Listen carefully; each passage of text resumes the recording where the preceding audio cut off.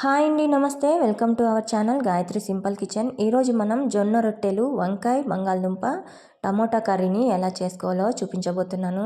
Healthy and tasty జొన్న రొట్టెలు ఈజీగా సింపుల్గా తయారు చేసేసుకోవచ్చండి. అలాగే టేస్టీగా కూడా ఉంటాయి. ఎన్ని గంటలైనా ఇలాగే ఈ రొట్టెలు అనేవి మనకి సాఫ్ట్గా ఉంటాయండి. ముందుగా స్టవ్ ఆన్ చేసుకొని ఒక గిన్నె పెట్టుకొని అందులోకి 1 గ్లాస్ దాకా వాటర్ని యాడ్ చేసుకుంటున్నాను. ఈ వాటర్ని యాడ్ చేసుకున్నాక రుచికి సరిపడా సాల్ట్ని యాడ్ చేసుకుంటున్నాను. ఇందులోకి ఒక 1/2 టేబుల్ స్పూన్ దాకా నెయ్యిని కూడా యాడ్ చేసుకోవాలి. ఈ వాటర్ అనేది బాగా బాయిలింగ్ అయ్యాక ఇందులోకే 1 గ్లాస్ దాకా జొన్నపిండిని యాడ్ చేసుకుంటున్నాను. మనం ఏ గ్లాస్తో అయితే వాటర్ని యాడ్ చేసుకున్నామో అదే గ్లాస్తో జొన్నపిండిని యాడ్ చేసుకోవాలి. ఇలా ఒక వుడెన్ గరిటతో ఉల్టా తిప్పుకొని ఇలా ఈ పిండినంతటిని నీళ్ళలో బాగా అబ్జర్వ్ అయ్యేలాగా ఇలా కలుపుకోండి.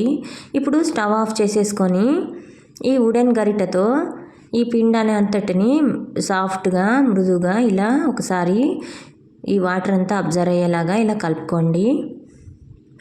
ఇప్పుడు ఇది కొద్దిగా సెట్ అయ్యేంత వరకు ఒక 2 నిమిషాల దాకా మూత పెట్టుకోండి. ఇప్పుడు కొద్దిగా వేడి మీద ఉన్నప్పుడే ఈ పిండిని అంతటిని ఒక పళ్ళెంలోకి ట్రాన్స్ఫర్ చేసేసుకుంటున్నాను. ఈ పిండి అంతటిని ఇలా తీసేసుకొని కొద్దిగా వేడిగా ఉన్నప్పుడే ఈ పిండి అంతని తీసేసుకోవాలండి. ఇలా క్లీన్గా నీట్గా తీసేసుకున్నాక ఈ పిండిని ఇలా వేడిగా ఉన్నప్పుడే ఇలా చేత్తో నిదానంగా మృదువుగా ఈ పిండి అంతా ఒక దగ్గరికి ఇలా కలుపుకోవాలండి. ఇక్కడ నేను కొద్దిగా 1 టేబుల్ స్పూన్ అన్ని వాటర్ని తీసుకుంటున్నాను. ఈ వాటర్ని యాడ్ చేసుకొని ఇందులోకి ఈ పిండి అనేది ఇలా బాగా సాఫ్ట్గా మనం చపాతీలకి పిండి ఎలా కలుపుకుంటామో అలా ఈ జొన్న రొట్టె పిండిని కూడా ఇలా కలుపుకోవాలండి. ఇలా వీలైనంత వరకు మనం సాఫ్ట్గా ఈ జొన్న రొట్టెలు విరగకుండా సాఫ్ట్గా బాగా రావాలంటే ఇలా మనం చేత్తో వీలైనంతసేపు ఇలా బాగా మృదువుగా సాఫ్ట్గా ఒత్తుకోవాలండి ఈ పిండిని.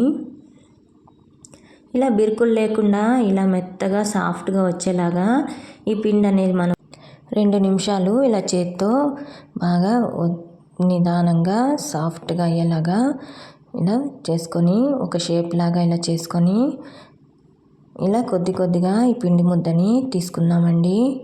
ఇక్కడ నాకు 5 పిండి ముద్దలు అయినాయండి. 1 గ్లాస్కి 5 పిండి ముద్దల దాకా అయినాయి. ఇలా ఒక్కొక్క బాల్స్ని ఇలా 5 బాల్స్ని రెడీ చేసి పక్కన పెట్టుకుంటున్నాను.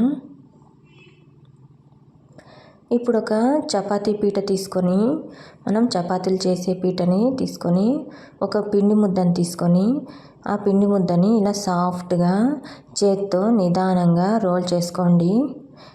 ఇలా రోల్ చేసుకోవడం వల్ల మనం రొట్టెలు ఒత్తుకునేటప్పుడు విరగకుండా ఉంటాయండి. ఇలా సాఫ్ట్గా ఈ రొట్టె పిండి అనేది మనం చేత్తో సాఫ్ట్గా చేసుకొని కొద్దిగా పొడి పిండిని జల్లుకొని ఈ రొట్టెల్ని చేత్తో ఇలా కొద్దిగా షేప్ వచ్చేంత వరకు ఇలా వెడల్పుగా ఇలా చేత్తోనే ఒత్తుకోండి.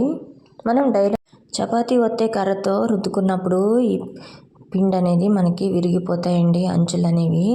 ఇలా చేత్తో సాఫ్ట్గా ఒత్తుకున్నాక ఈ ఒక చపాతీ కర్ర తీసుకొని ఇలా రోల్ చేస్తూ మనం పిండిని మనం చపాతీలు ఎలాగైతే రుద్దుకుంటామో అలాగే చపాతీలాగానే ఈ జొన్న రొట్టెల పిండిని కూడా మనం ఇలా రోల్ చేస్తూ రుద్దుకోవాలండి. మరి లావుగా మనం రోజు చపాతీలు చేసుకునే అంత మందంగా ఉంటే సరిపోతాయండి. ఇలా ఎక్కడెక్కడ మందంగా ఉందో అక్కడ మనం ఇలా నిదానంగా ప్రెస్ చేయకుండా బాగా నీట్గా ఇలా రోల్ చేసుకోవాలండి. ఈ రొట్టె పిండి అనేది చాలా సాఫ్ట్గా ఉంటుందండి. ఇలా రోల్ చేసుకున్న ఈ రొట్టెలని ఒక ప్లేట్లోకి తీసేసుకుంటున్నాను.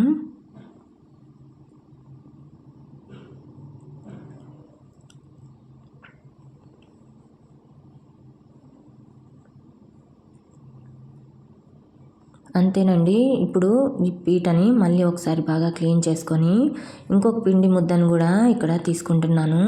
ఇలా చేత్తో బాగా సాఫ్ట్గా అయ్యేలాగా ఇలా బాగా రోల్ చేసుకోండి. ఇది మనం ఎంత సాఫ్ట్గా రోల్ చేసుకుంటే మనకి రొట్టెలు అనేవి అంత బాగా వస్తాయండి.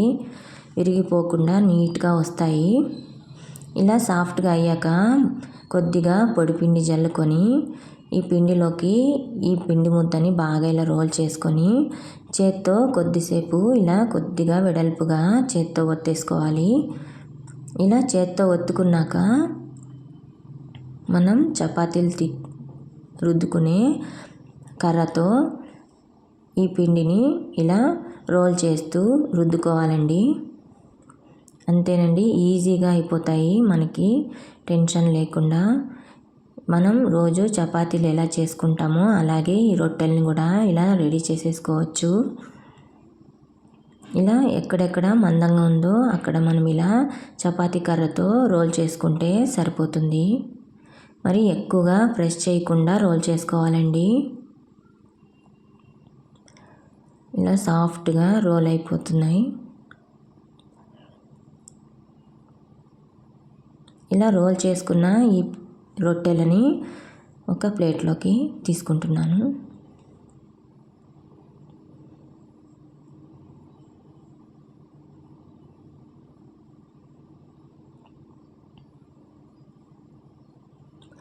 ఇప్పుడు స్టవ్ ఆన్ చేసుకొని ఒక ఐరన్ పెనాన్ని పెట్టుకున్నానండి.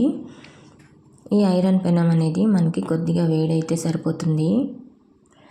ఇలా మనం రోల్ చేసుకున్న ఈ రొట్టెలని ఇందులోకి యాడ్ చేసుకుంటున్నాను.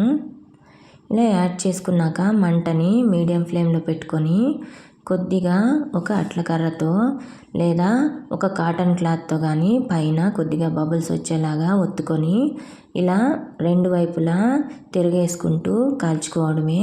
నేను ఇక్కడ వాటర్ కానీ ఆయిల్ కానీ యాడ్ చేసుకోలేదండి. ఇలా డైరెక్ట్గానే వేయించేసుకుంటున్నాను. మనం ఇలా ఉడకబెట్టుకొని చేసుకుంటే ఆయిల్ కానీ వాటర్ కానీ యాడ్ చేసుకునే పని లేదండి. ఇలాగే మనం వేయించేసుకోవచ్చు డైరెక్ట్గా. ఇలా అట్ల కర్రతో చుట్టూ ఒత్తుతూ బాగా ఇలా వేగేలాగా ఇలా పొంగుతూ వస్తున్నాయి చూడండి. ఇలా పొంగుతూ వచ్చాక కలర్ చేంజ్ అయ్యి ఇదిగోండి రొట్టెలు అనేవి వేగిపోయినాయి. అలాగే ఇంకొక రొట్టెని కూడా యాడ్ చేస్తున్నాను. ఇలా రొట్టెలు అనేవి వేసేటప్పుడు మనం మంటని హై ఫ్లేమ్లో పెట్టుకోరాదండి, మీడియం ఫ్లేమ్లోనే పెట్టుకోవాలి. అలాగే రొట్టె వేసాక 1 నిమిషం దాకా లో ఫ్లేమ్లో పెట్టి తర్వాత కొద్దిగా హై ఫ్లేమ్లో పెట్టుకొని మంటని కొద్దిగా బబుల్స్ వచ్చేంత వరకు ఈ రొట్టెని రెండో సైడ్ తిప్పుకోరాదు. కొద్దిగా బబుల్స్ వచ్చాక రెండో సైడ్ కూడా ఈ రొట్టెని ఇలా తిప్పుకోవాలి. ఇదిగోండి రొట్టెలు అనేవి మనకి ఇక్కడ పొంగుతూ బాగా వస్తున్నాయి. అంతేనండి, సాఫ్ట్గా ఎన్ని గంటలైనా గట్టి పడకుండా మెత్తగా సాఫ్ట్గా ఉంటాయండి ఈ రొట్టెలు అనేవి మనకి. ఈ రొట్టెలు అనేవి ఫస్ట్ టైం చేసుకునే వాళ్ళకి ఒక చిన్న టిప్ అండి. మీరు రొట్టెలు చేసుకునేటప్పుడు ముందుగా చాలా పిండిని అనేది మీరు రెడీ చేసి పెట్టుకోవద్దండి. 1 లేదా 2 కేజీల దాకే పిండిని రెడీ చేసి పెట్టుకోండి. ఈ పిండి ఫ్రెష్గా ఉంటేనే ఇలా జిగురుగా రొట్టె అనేది మనకు పొంగుతూ విరిగిపోకుండా బాగా వస్తాయండి. అదే కొద్ది రోజులు చాలా రోజులు అయిపోతే పిండి అనేది మనకి జిగురు అనేది రాదు, జిగురు అనేది తగ్గిపోతుంది. చాలా డేస్ అయిపోతే పిండి అనేది. ఇలా రొట్టెలు చేసే అలవాటు ఉన్న వాళ్ళకైతే పర్ఫెక్ట్గా వస్తాయండి. అదే కొత్తగా రొట్టెలు చేసే వాళ్ళకైతే ఇలా చేసుకుంటే సరిపోతుంది. ఫ్రెష్ పిండి అయితేనే మనకి ఇలా పొంగుతూ జిగురుగా రొట్టెలు అనేవి బాగా వస్తాయండి. మన రోజువారీ హెల్త్కి చాలా మంచిదండి. హెల్తీ ఫుడ్లో ఇలా డైట్లో కానీ ఇలా రొట్టెల్ని యాడ్ చేసుకుంటే సరిపోతుంది. ఆయిల్ లేకుండా ఇలా రొట్టెల్ని చేసుకొని తింటే హెల్త్కి కూడా చాలా బాగుంటుంది. అలాగే డైట్లో ఉన్న వాళ్ళకి కూడా ఈ రొట్టెలు అనేవి సింపుల్గా ఈజీగా తయారు చేసేసుకోవచ్చండి.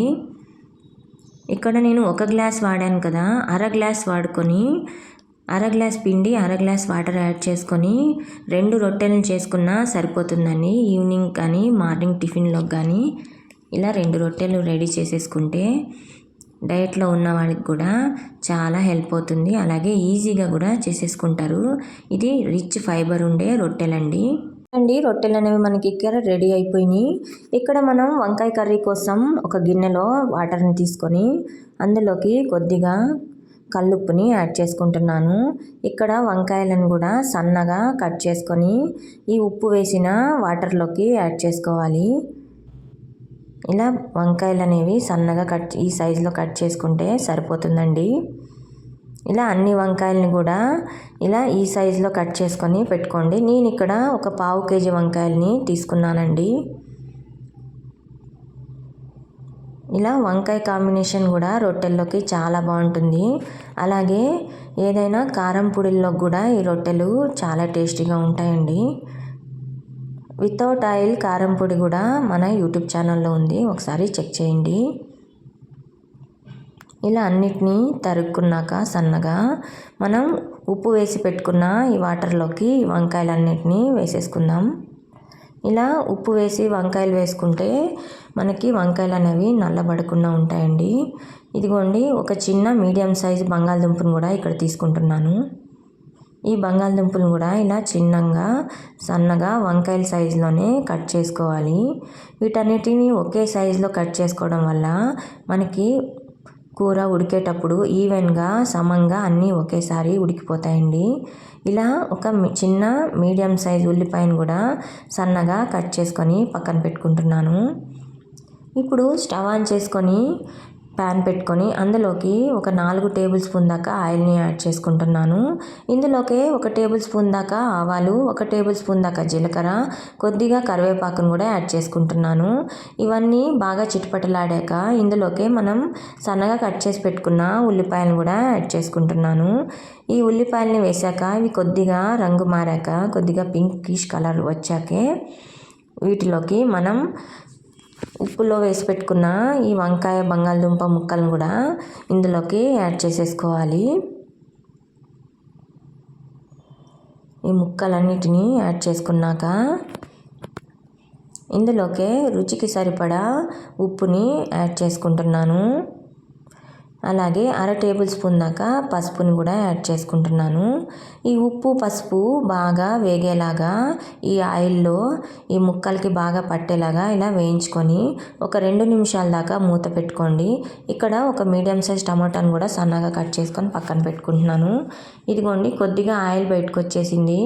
ముక్కలకి బాగా మెత్తగా కొద్దిగా ఉడికిపోయినాయండి. ఇందులోకే మనం కట్ చేసి పెట్టుకున్న టమాటాలను కూడా యాడ్ చేసుకుంటున్నాను.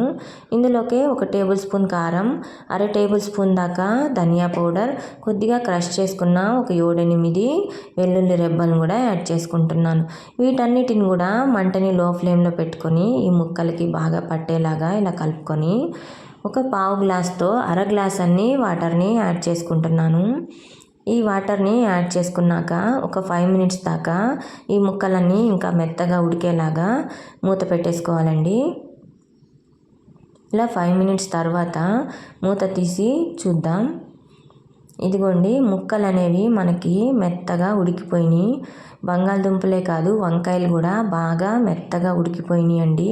మనకి వంకాయ బంగాళదుంప కూర అనేది ఇక్కడ రెడీ అయిపోయింది. మంటని స్టవ్ ఆఫ్ చేసేసుకొని ఇదిగోండి, బంగాళదుంపలు కూడా ఇలా మ్యాష్ అయిపోతున్నాయి. ఇలా మెత్తగా కూడా ఉడికిపోయినాయండి. అంతేనండి, మనకి రొట్టెల్లోకి వంకాయ బంగాళదుంప కూర కూడా రెడీ అయిపోయింది. ఇప్పుడు ఒక సర్వింగ్ బౌల్లోకి వంకాయ కర్రీని సర్వ్ చేసుకుంటున్నాను. Thank you for watching my channel. Please like చేయండి, షేర్ చేయండి, అలాగే సబ్స్క్రైబ్ చేయండి, అలాగే కమెంట్స్ కూడా పెట్టండి.